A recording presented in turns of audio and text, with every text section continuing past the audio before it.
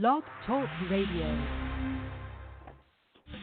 Hello, and welcome to Shedding the Bitch Radio, where you can discuss, debate, and get advice on how to discover and shed the bitches of fear, insecurity, self-doubt, and negative mindsets so you can realize your dreams and life purpose and create and accelerate the riches you want in life. Join us here live every Tuesday at noon Eastern and dialogue with us at 818-572-2910. You can also chat with us at Blog Talk Radio /SheddingTheBitch or share your stories on our website at sheddingthebitch.com. Whatever the bitch is that's holding you back from living your life to the fullest, it's not worth giving up the riches in life that you deserve. So call in now and let Bernadette Boas know what's holding you back. 818-572-2910.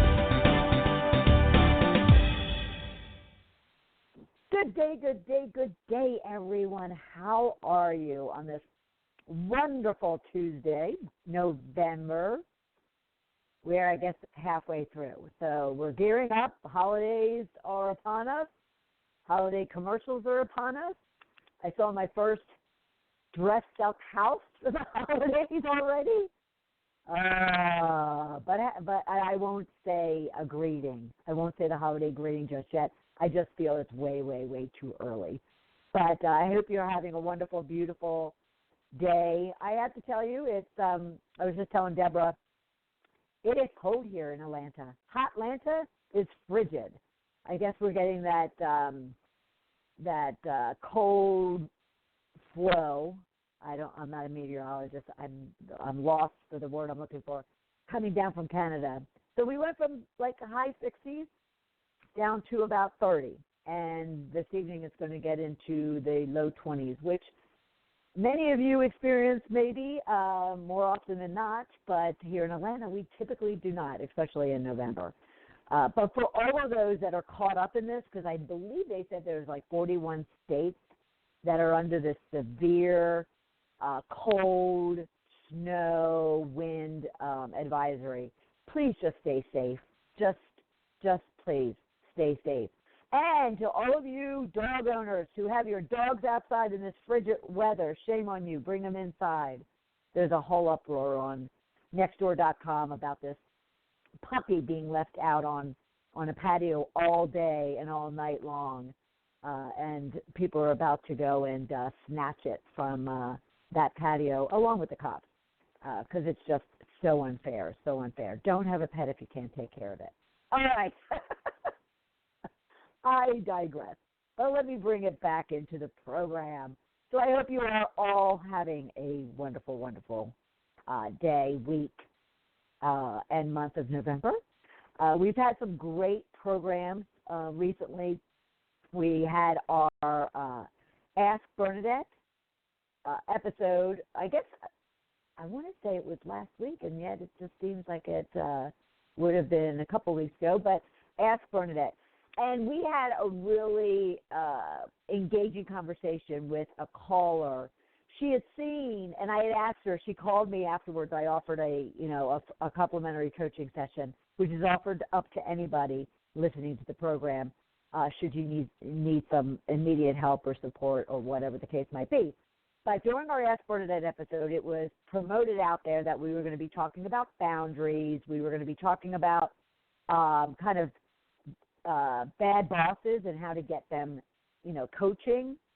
And we were also going to talk about writing a book. However, a couple minutes into the program, one of our callers, she really needed to talk. And she needed to talk not only about boundaries, but about a bad boss and about everything we were about to be talking about. So it went, it was really nice to be able to support and help her and provide her some degree of insights live during the program. And in that program, like I mentioned, we talked about kind of boundaries and just what happens when you don't take care of yourself first before even helping everyone else around you. And that led into even when you're dealing in this boundary situation, when you're even dealing with a bad boss, how do you manage that? And then how can you kind of suggest to them in a very productive and supportive way that, they could be so much more effective and productive as a leader should they get some professional support from, for instance, a coach. And we focused pretty much on Deborah and her, not Deborah Parker, our Parker House Virtual Services social media and radio producer. That's on the program as we speak. But this was a separate Deborah. And we did, focus as much as we could on her specific situation. But I will have full disclosure and honesty with all of you. Deborah Parker, our radio producer, she even pointed out afterwards that since, the callers' situations were so aligned to what we were going to be talking about, that, we could put aside things like the topic around writing a book, even though it was your question, one of your questions.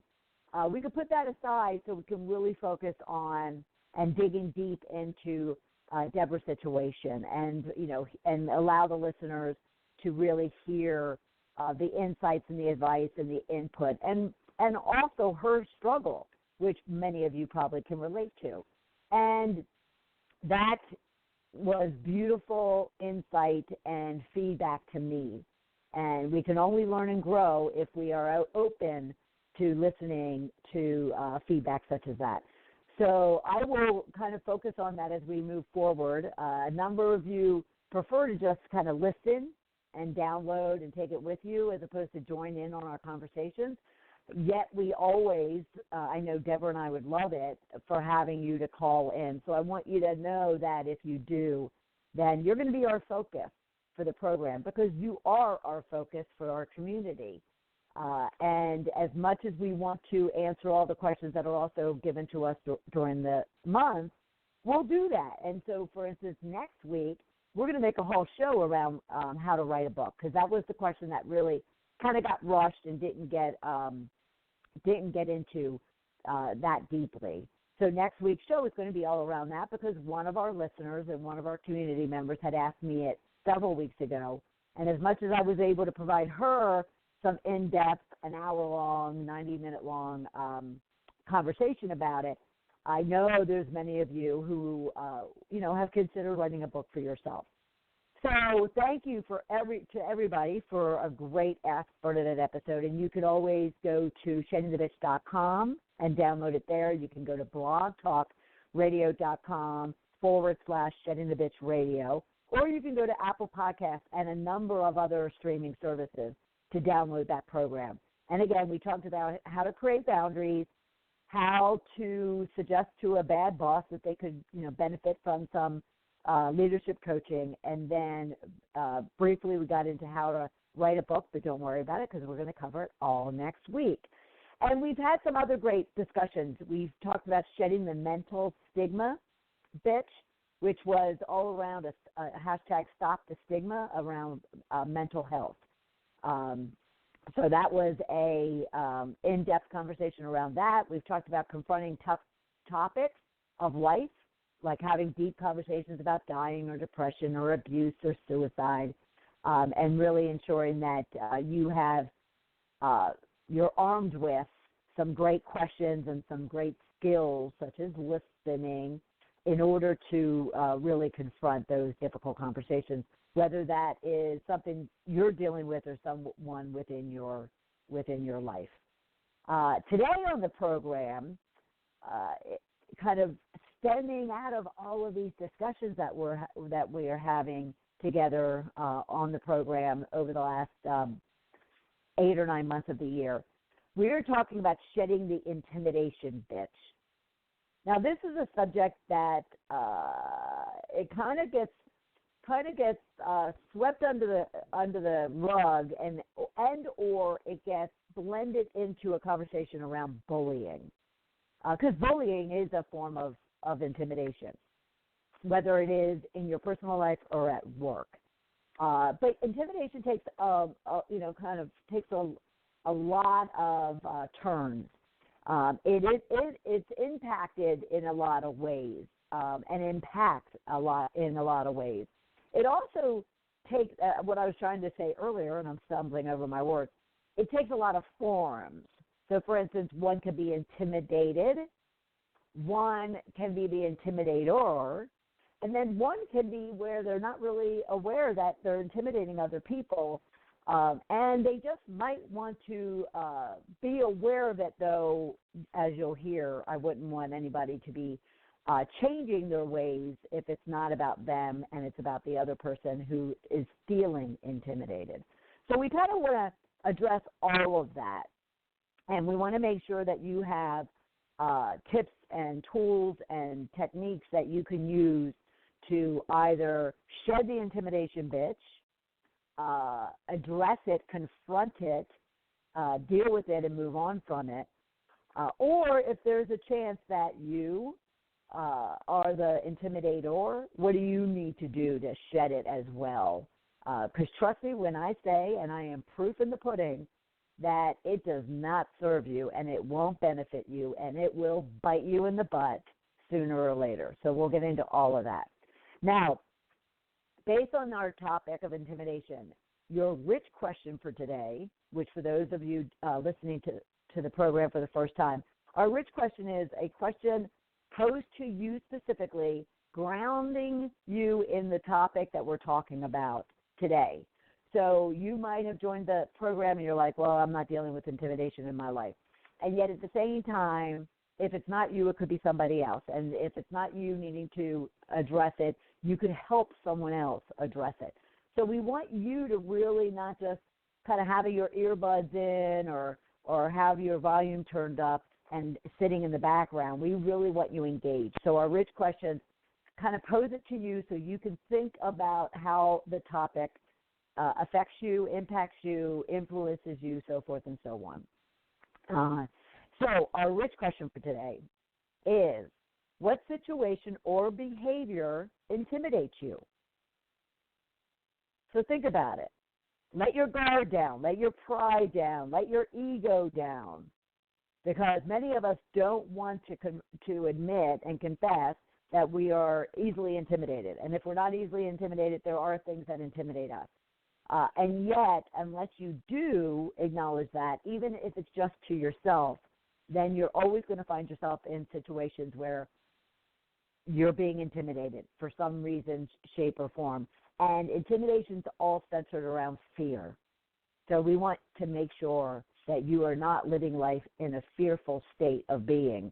So what situation or behavior intimidates you? If you want to Facebook with us, tweet with us, you can use our rich tags, as we call them, hashtag shed intimidation, or as always, hashtag shed the bitch. All right. When we get back, we're going to dive into this conversation. We're going to give you loads of tips and advice all around how you can shed the intimidation bitch. We will be right back. You are listening to Shedding the Bitch Radio with Bernadette Boas. We are inspiring individuals around the globe to discover, confront, and shed their bitches of fear, insecurity, and negativity so they can create the riches in their career, business, and life they deserve. Be sure to check out Bernadette's book, Shedding the Corporate Bitch, Shifting from Bitch to Rich in Life and Business, available on Amazon and sheddingthebitch.com. We also want to thank our sponsors, North Georgia Tax Solutions, who offers a broad range of tax services for small to corporate-sized clients. Go to ngtaxsolutions.com to learn more. And Parker House Virtual Services, who provides virtual assistance and social media support for small to medium-sized businesses. Email Deborah Parker at deborahparker.va@gmail.com for more information. To become a sponsor or advertiser on our program, email us at mediarelations@sheddingthebitch.com. Shedding the Bitch Radio airs every Tuesday at noon Eastern Time. Be sure to go to blogtalkradio.com/Shedding the Bitch Radio and follow the program for all of the updates and announcements of our guests and show topics. Now let's return to Bernadette and Shedding the Bitch Radio.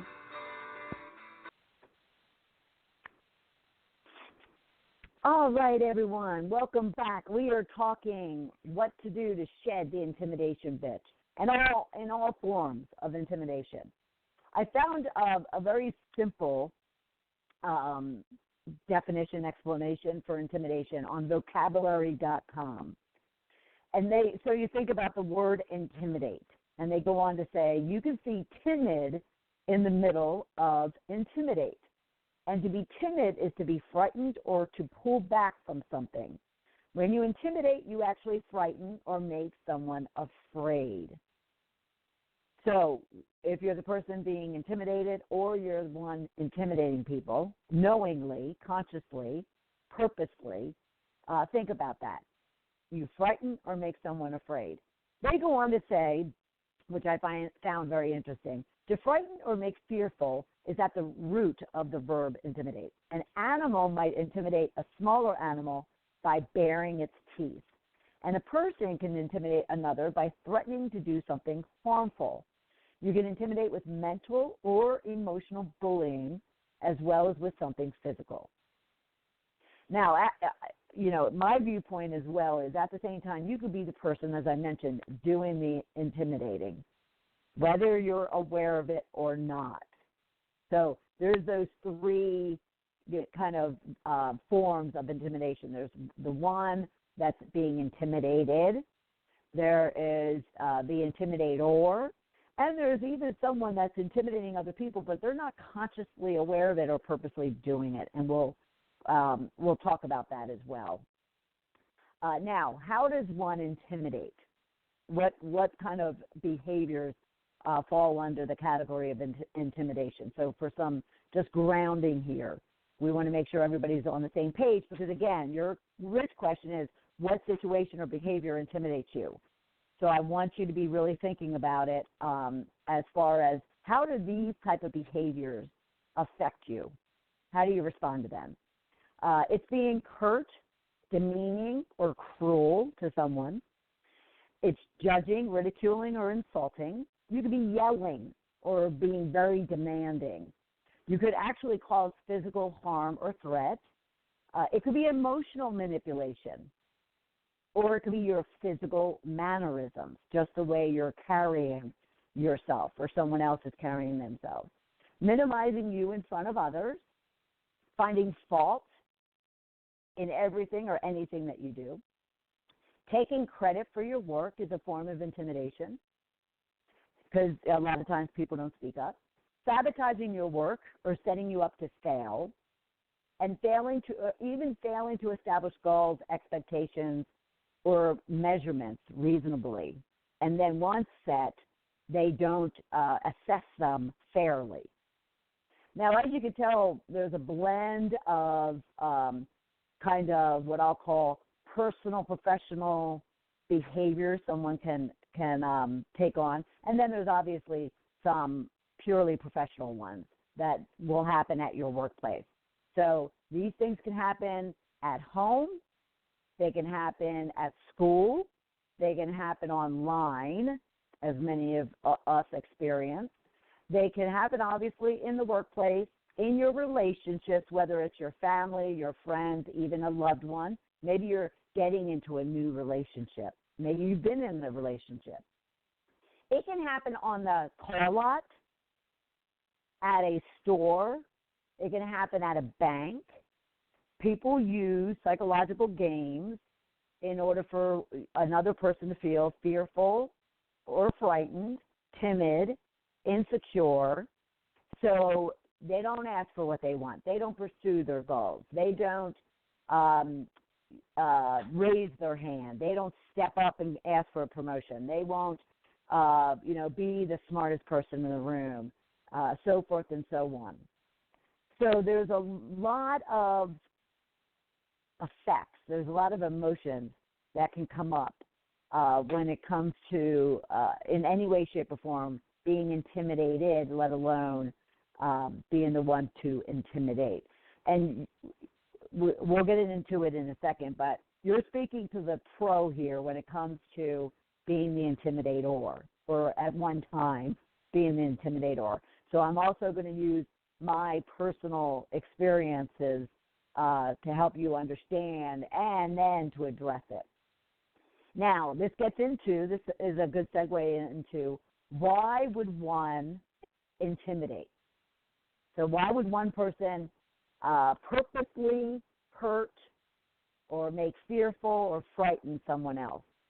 Now, that's a loaded question, right? You're probably all rolling your eyes because, boy, people, it just seems like in this world today, and I do believe it's exasperated from social media and the media as a whole, because everything just always seems to be pushed out there that's ugly, as opposed to kind and warm and happy and joyful.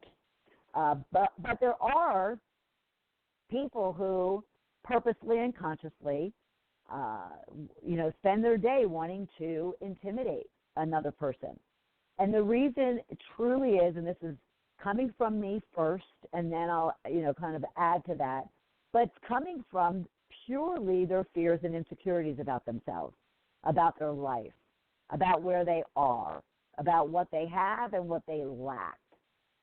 It's definitely a testament to their perceived self-worth, which is little. So it definitely reflects how they feel about themselves and how valuable they feel that they are, not only to the world, to the work, to the family, but more importantly and especially to themselves. These are people who are unsure of how to pursue and accomplish what it is that they want, or they're scared to death of going out and taking the risk and doing the work and asking the hard questions and putting themselves in uncomfortable situations in order to, be able to pursue and achieve their goals.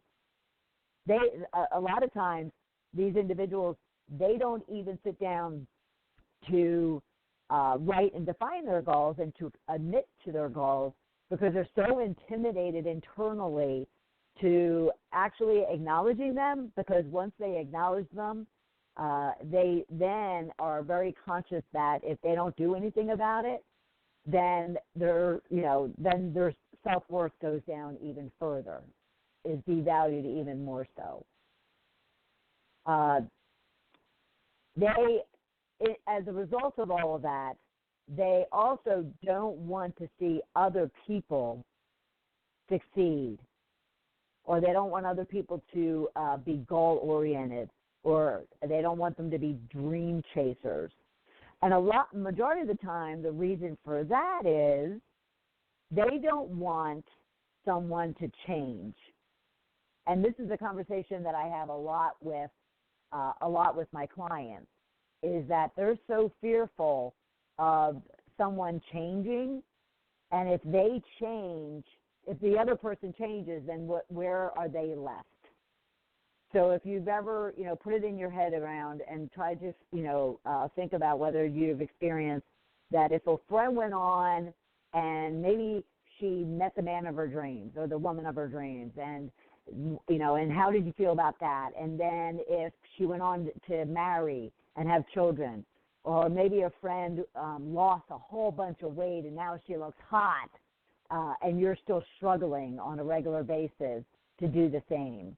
Maybe they got promotions and they're traveling the world, and they pretty much have what you want. There's that whole fear of that this person who's chasing their dreams is going to change themselves, and they'd rather you stay exactly the way you are. So they try to intimidate you and manipulate you and emotionally drain you to keep you where you're at. I read this fabulous, I'll call it a quote, and I found it as kind of one of those inspirational quote images online when I was looking through some things that we could be sharing with you around intimidation. And I came up with this quote, or I'll call it even like a little poem, from a Dean Jackson. And it says, "When she transformed into a butterfly, the caterpillar spoke not of her beauty, but of her weirdness. They wanted her to change back into what she always had been. But she had wings. And when I read that, I almost like shed a tear or two because it's so profound in such simple words. But it is talking about, you know, it is a reflection of what it is that we're talking about. It's about one changing and moving on and flying away, and those feeling left behind or being left behind are trying to hold her back or him back. When she transformed into a butterfly, the caterpillar spoke not of her beauty, but of her weirdness. They wanted her to change back into what she had always been, but she had wings. Now, someone online, when I did share this yesterday, someone online came back to me and said, is that Dean Jackson, the marketer? I guess he's a big-time guru marketing guy. I don't know, and I mentioned to her that I will look it up and see if I can link back to who this actual person, Dean Jackson, is. I just found that to be totally profound. But if you really want to understand why someone intimidates, why someone wants to judge, ridicule, emotionally manipulate, why someone wants to minimize you or find fault in you, sabotage your work, set you up for failure, whatever the case might be, this small little vignette is just a very profound illustration of it. It's because of the fact that they aren't secure enough in themselves to pursue their own goals and dreams. They don't want anyone else to. And once they see that you are, then they try to hold you back. So, you know, why does one intimidate? Now, I will tell you, from my viewpoint, from my years of being an intimidator / bitch, I will tell you that I got off on it.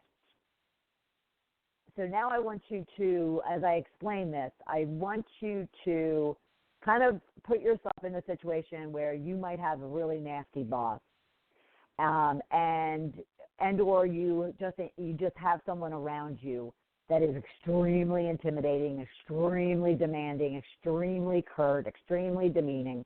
And I really want you to watch and kind of paint this visual that I'm going to paint for you, and maybe put yourself into the shoe, in this case, my shoes, so you can really understand what was going on within me, because it will be the absolute explanation on why I was the way I was and why other people today are the way they are, and therefore how can you respond to that type of individual.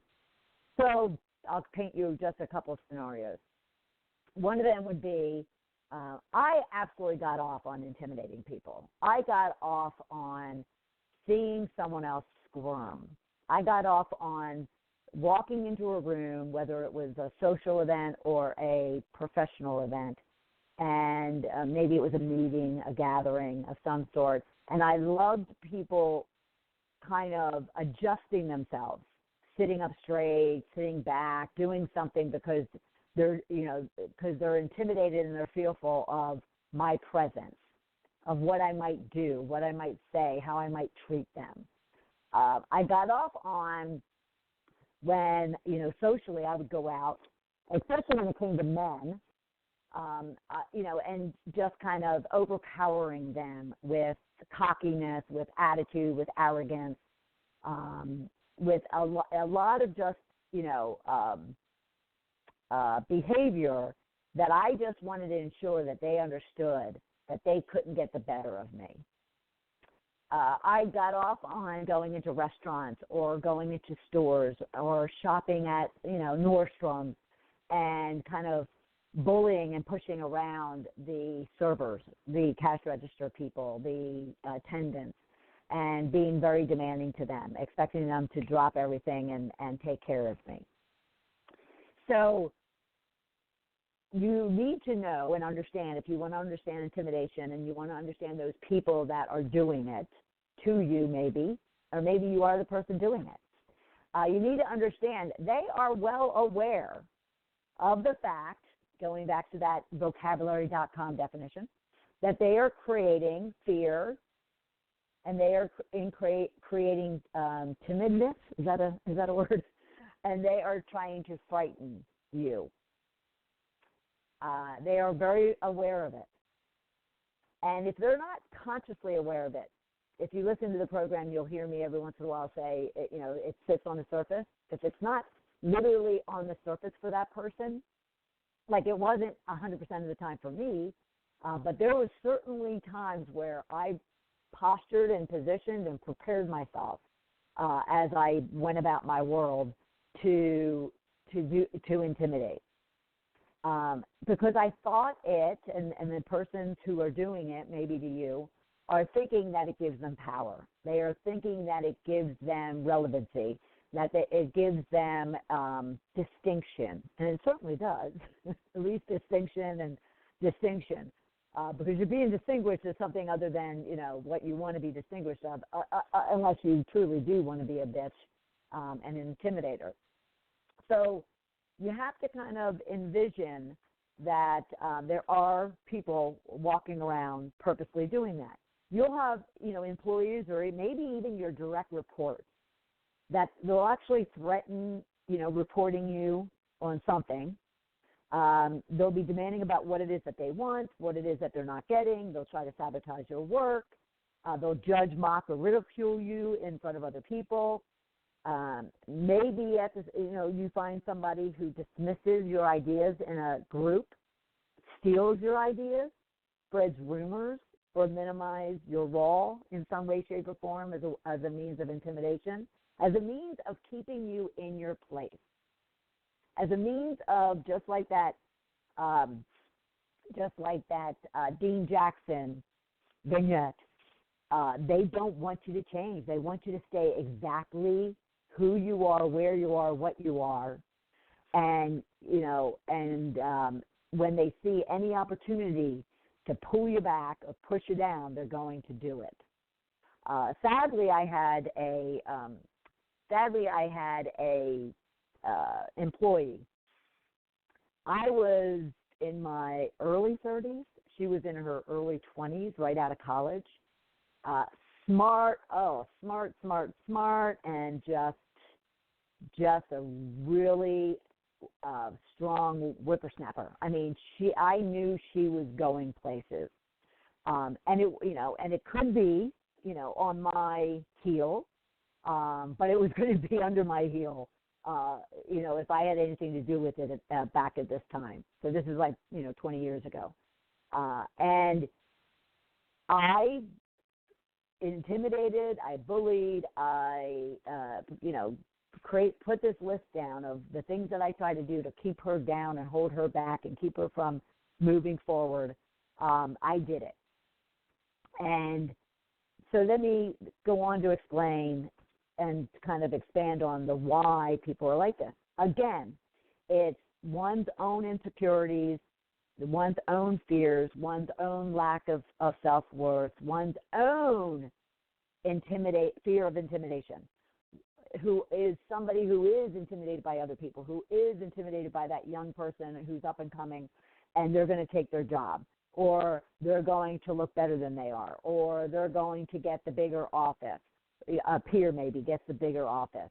They're struggling with, whether or not they're a fraud, and they're an imposter, not believing that they deserve themselves the work, the position, the title, the money, the office, whatever the case might be.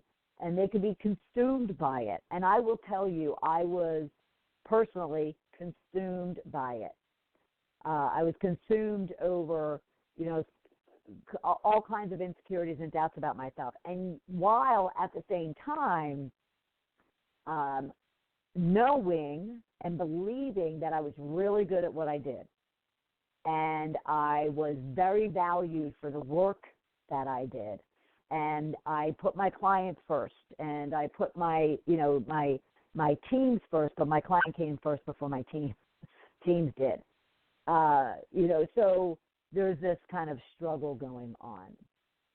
But, intimidation can take in all of those forms, especially by that person who consciously and is purposely trying to intimidate. And I could go on in regards to how you could be getting intimidated. Even in your personal life, it could be loved ones or new relationships that are ridiculing your dress, your looks, your weight, your appearance, your intelligence, your stability, your career, your finances. They're intimidating you about a move you might be making, because you want to go off and pursue your goals and your dreams. And they, remember, go back to Dean Jackson, they don't want you to change, so they want to keep you exactly the way you are. Now, I'm going to let you all sit on that for a minute or two. We're going to take a quick break. I'm going to get some water because I'm about to start hacking on you. And when we get back, I want to talk about the impacts, excuse me, and then get into the steps that you could be taking in order to deal and even confront a situation that you might be dealing with in your life right now. We will be right back. You are listening to Shedding the Bitch Radio with Bernadette Boas. We are inspiring individuals around the globe to discover, confront, and shed their bitches of fear, insecurity, and negativity so they can create the riches in their career, business, and life they deserve. Be sure to check out Bernadette's book, Shedding the Corporate Bitch, Shifting from Bitch to Rich in Life and Business, available on Amazon and sheddingthebitch.com. We also want to thank our sponsors, North Georgia Tax Solutions, who offers a broad range of tax services for small to corporate-sized clients. Go to ngtaxsolutions.com to learn more. And Parker House Virtual Services, who provides virtual assistance and social media support for small to medium-sized businesses. Email Deborah Parker at deborahparker.va@gmail.com for more information. To become a sponsor or advertiser on our program, email us at mediarelations@sheddingthebitch.com. Shedding the Bitch Radio airs every Tuesday at noon Eastern Time. Be sure to go to blogtalkradio.com/Shedding the Bitch Radio and follow the program for all of the updates and announcements of our guests and show topics. Now let's return to Bernadette and Shedding the Bitch Radio.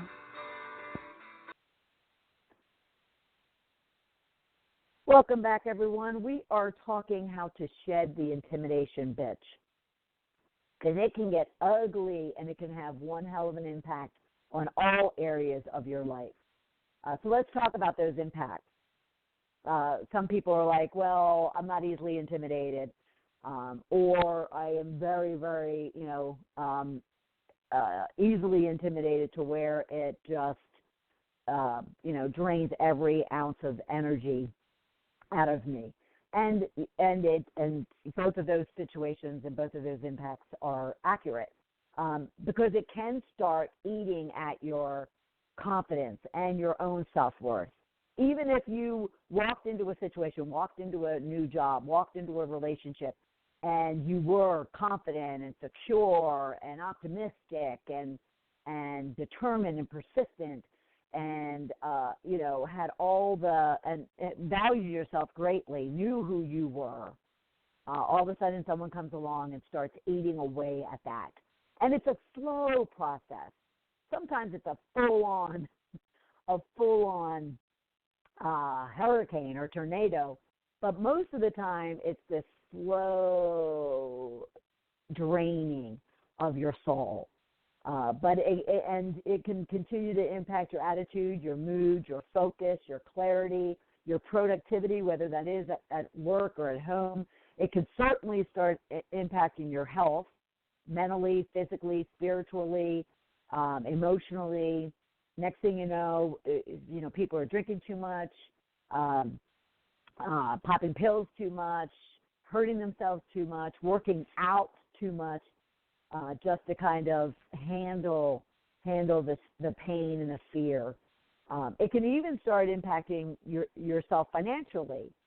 All of a sudden, you're feeling that call of sadness, depression, fear with spending, whether that's buying a lot of clothes or buying that beer or that liquor or those pills or eating out too much or working out too much. It can, just affect every aspect of your life. It can even just picture this. If you've been in a situation dealing with an intimidator, you're constantly on guard. You're constantly walking on eggshells. You're constantly emotionally just drained by having to kind of just maneuver through all the crap that they're spilling at you. So you really need to find the ways to combat it. Now, I want to also, make sure if there is anybody on this, listening to this program, and I know my audience wouldn't be the intimidators, but intimidation takes a lot of forms, as we mentioned. And even the slightest little jealousy or the slightest little envy or manipulation that you might, feel toward or act on toward someone in your world, whether that's personally or professionally, you're an intimidator if that's the case. You don't have to be extreme like I once was. It could be just even, subtle and maybe toward one person as opposed to you thinking that generally you're an intimidator. But to those intimidators, this is what I said to myself 10 years ago when I was realizing how ugly of a person I was in doing anything and treating people with anything but kindness and compassion and warmth and support and coaching and guidance and love, quite honestly. So for any of those who are, in any way hurting or demeaning or judging or ridiculing somebody, the impacts are also on you. The emotional toll that judging and hating takes, that being a negative Nelly, that being a devil's advocate, that are, always, pessimistic and looking at things, looking at that glass half full, or half empty, I'm sorry. It's also having a toll on you. Because one, we were not born to be cruel and to be full of hate and to judge and to ridicule and to demean other people. We are not, as humans, we're not meant to go at war with a fellow, man or woman. So the toll is just as much on you as it is on the people that you're intimidating. You may not see that, you may not feel that, but trust me, it will eventually build up and reveal itself to you. And basically that's what happened to me back in 2008 when I went on this kind of self-discovery journey and saw myself very clearly in the mirror and fell to the ground in just outright shame and pain and sadness and fear, recognizing the intimidator, the bully, the bitch that I was. And it wreaks havoc on you in all aspects of your life and does great damage if you don't take care of it appropriately or proactively, or even not necessarily proactive once you've become self-aware around your behavior. Now, what can one do? What steps can you take? If you are dealing with intimidation, what can you do? Now, I want you to go back to your writ question, and I want you to think about that one situation or behavior that intimidates you. Maybe you even picture in your mind the person or persons that intimidate you, and then look at what is the situation, the event, the environment that when with them, it intimidates you. Now, I want you to, before we go on to that, I want you to also think about the fact that intimidation doesn't have to come from a second party or third, fourth, fifth, or sixth. Intimidation can also just wreak havoc within yourself, that you're intimidated by a change you're about to make. You're intimidated by a risk that you need to take or a situation that you're dealing with. So, for instance, if you have financial situations and you're dealing with banks or IRS or your mortgage company, if you have health issues and you're scared and intimidated by doctors, just as we mentioned at the top of this discussion, of all the places that can intimidate you. So it doesn't necessarily even need to be somebody out there consciously and purposely trying to keep you down. You're doing it to yourself. So it's really important, going back to our rich question, to really think about that and to really become self-aware of what situation or behavior intimidates you. And if you didn't put a name or, a specific person to it, that's okay, because it may not be. It may be just something that that is self-induced, so to speak. But here are some steps that you could take to really kind of confront intimidation and handle it and shed it once and for all so you can move on. First of all, like I mentioned, and even the definition on vocabulary.com mentions, it has to do with your own degree of confidence and feeling of self-worth. You can't be intimidated if you are very secure and know who you are. And, of course, that's what Shedding the Bitch is all about, but we're not going to get into all of that of how to, become self-aware and to really learn about who you are. But I will just, I will just blanket say that you just need to work on you. You need to really take time each and every day to work on yourself, who you are, who you aren't, who you want to be, what you want, what you don't. Again, we talk a lot about it here, so I'll just leave it at that. But you won't and can't be intimidated if you're really grounded in who you are and what you stand for. So that's the big kind of takeaway I want you to have. And whatever it takes for you to get to that place, then those are steps that you could be taking as well. And, of course, that's also an area you can reach out to me and, let me know how I can help you. Now, another key thing that I suggest to people when it comes to dealing with anybody and confronting somebody who intimidates you, and this is going to be about a second party, third, fourth, or fifth, that is in your world and intimidating you. Again, with all the reasons I gave you as to why someone would purposely go out and hurt or make someone feel fearful, I want you to look at that person, almost put yourself in their shoes, and just feel compassion for them, pity them, knowing that I just, informed you, even from my own experience, that someone only intimidates because they lack their own degree of confidence and self-worth and value and importance and relevancy and security. Look at that and feel compassion toward that, as opposed to kind of knee-jerk reacting to their ugly behavior. Almost sit there and just sit in compassion for them. I've mentioned this before, and I'll mention it quickly.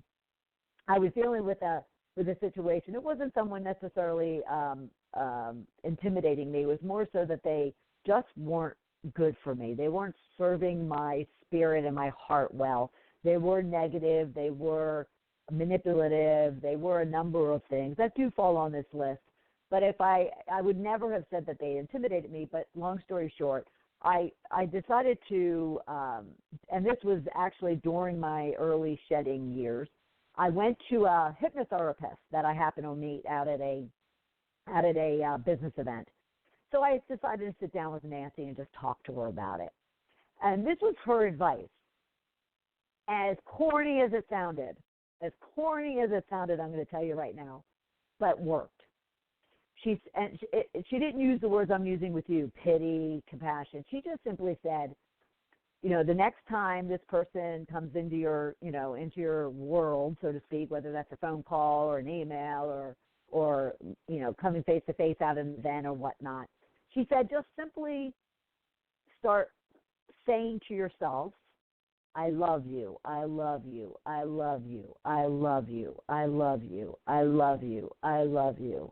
And just continue to say that until you yourself calm down, are able to breathe, aren't getting, easily agitated, not reacting to this person, and you're just putting them in this place, almost in a box.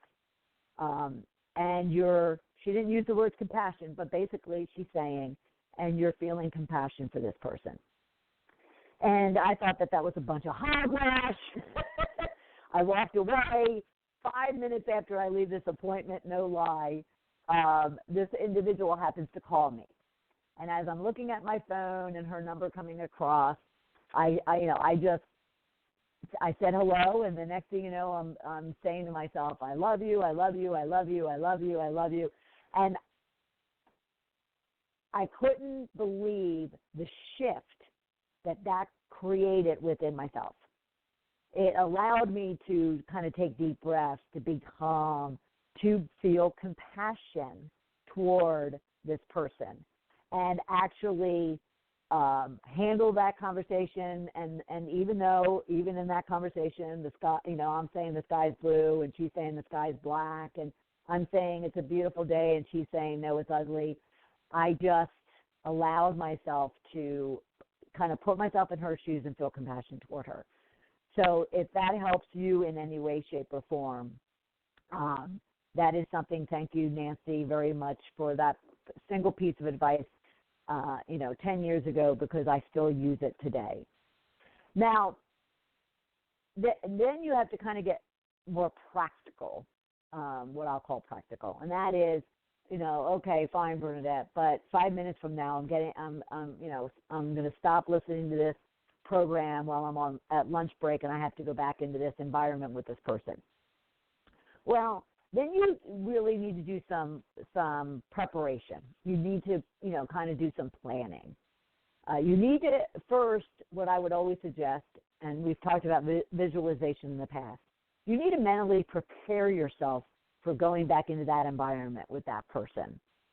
And being a leadership coach and a business coach, I deal with this a lot, where people are in environments with, whether it's their peer, employee, or boss, that they just butt heads with, and or the person's an intimidator.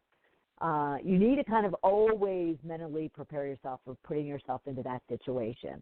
Put the person in a box and put them in a place where it's not going to have, negative impacts on you. Or what you're trying to do is minimize it as much as possible. Now, in order to do that, and in order to really understand the other person, you really need to kind of sit down and understand for yourself, that, going back to our rich question, what are the situations or behaviors that this person or persons puts you in that intimidates you? So really understand them, not just in your head, kind of, creating a lot of drama for yourself, but write it out. What are those situations? When we're in a meeting, she dismisses my ideas. When we're in a meeting, I get nervous about, raising my hand and speaking up. When we're in a big room of people, I don't, stand up and want to voice my opinion. Whatever the situations might be that are intimidating to you, self-inflicted or, inflicted by a second, third person, then I want you to really make sure you understand those. And I want you to make sure that you understand the impact of them.